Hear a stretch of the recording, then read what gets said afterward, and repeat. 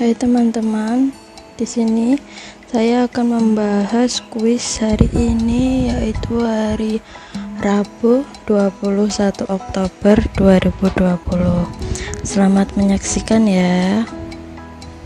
Si X merupakan pemain sepak bola dengan kewarganegaraan Uruguay.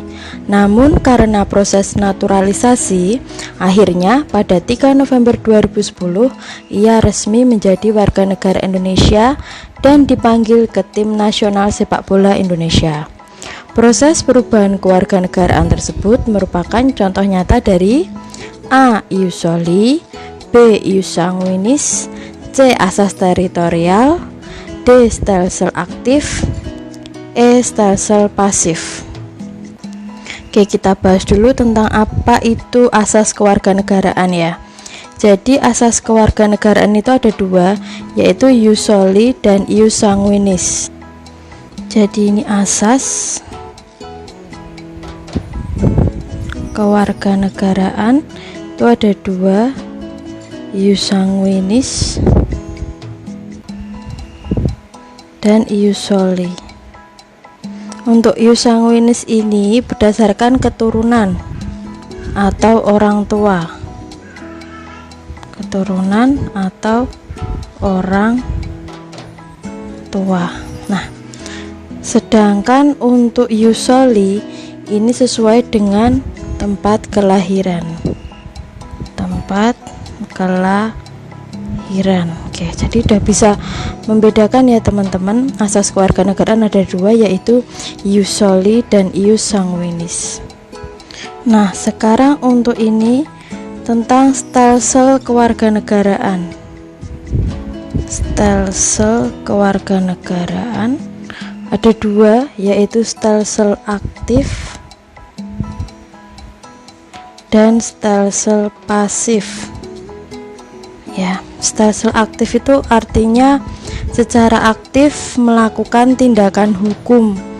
Aktif melakukan tindakan hukum untuk memperoleh kewarganegaraan. Jadi ini aktif untuk memperoleh kewarganegaraan. Di sini contohnya adalah naturalisasi. Sedangkan untuk pasif ini secara langsung menjadi warga negara tanpa melakukan tindakan hukum tertentu. Jadi ini secara langsung menjadi warga negara tanpa tindakan hukum. Oke, jadi sudah bisa dibedakan ya tentang stelsel aktif. Itu artinya yang bersangkutan harus aktif melakukan tindakan hukum untuk memperoleh kewarganegaraan. Contohnya naturalisasi. Nah, di sini tadi adalah naturalisasi ya, sehingga jawabannya adalah stelsel aktif. Untuk asas teritorial juga akan kita bahas. Nah, untuk asas teritorial itu apa? Itu adalah asas hubungan internasional. Ya, asas HI, hubungan internasional. Salah satunya itu adalah asas teritorial.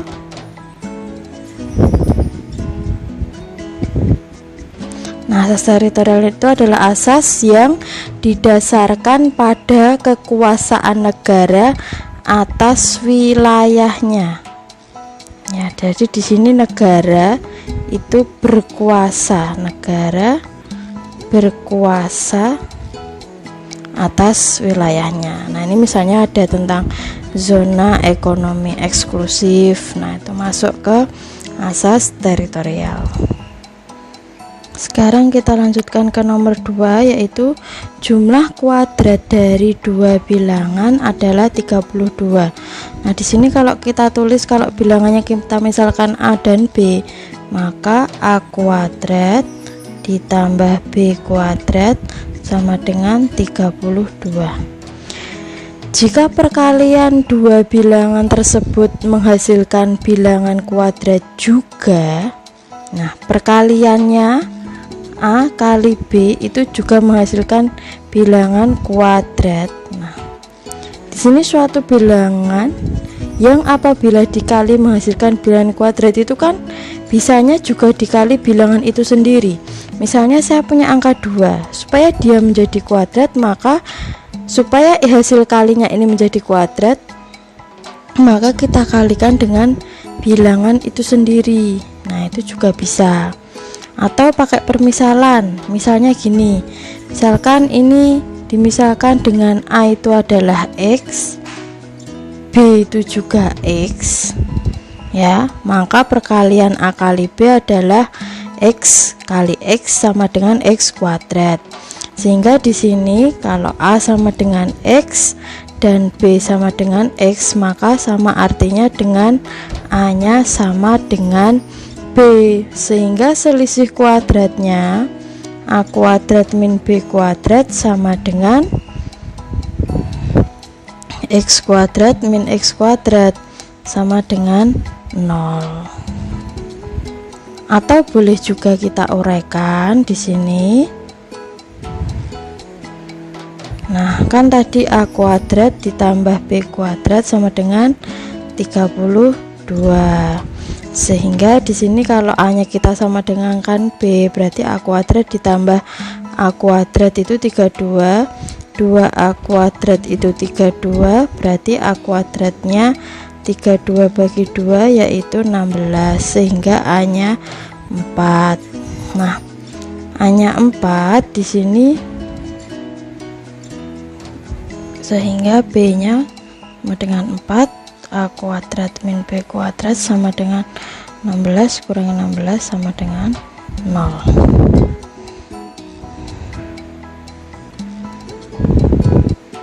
Sekarang soal terakhir di nomor 3 ya. 6 orang akan duduk di sebuah kursi yang disusun dalam satu baris. Kalau ada soal seperti ini, cara cepatnya teman-teman langsung menggambarkan saja 6 buah kotak.